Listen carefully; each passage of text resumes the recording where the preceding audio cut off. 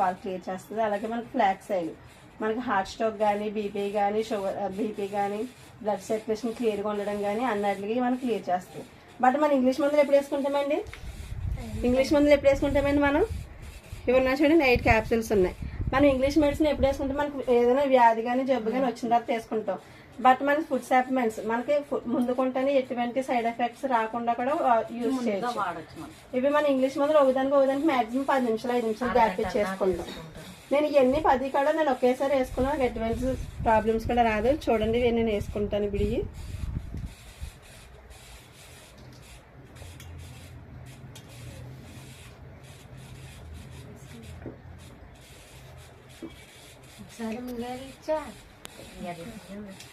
అంటే మనకి టైం లేని పరిస్థితిలో కూడా ఎన్ని ఒకసారి వేసుకుని మనకి ఎటువంటి ప్రాబ్లం. మా ఇంట్లో ప్రతి ప్రోడక్ట్ అవేనండి. వాటర్ ప్యూరిఫై కూడా వేస్టేజ్దే. నేను బ్యూటిషియన్ చేసే ప్రోడక్ట్స్ అవే. మా పాపకి జల్లీ చాక్లెట్స్ ఇస్తాను అవే. ప్రతి ప్రోడక్ట్స్ మా ఇంట్లో ఎట్టి చెడ్డ అవే ఉంటాయండి. అంటే వేరే ప్రోడక్ట్స్ తీసుకురాం.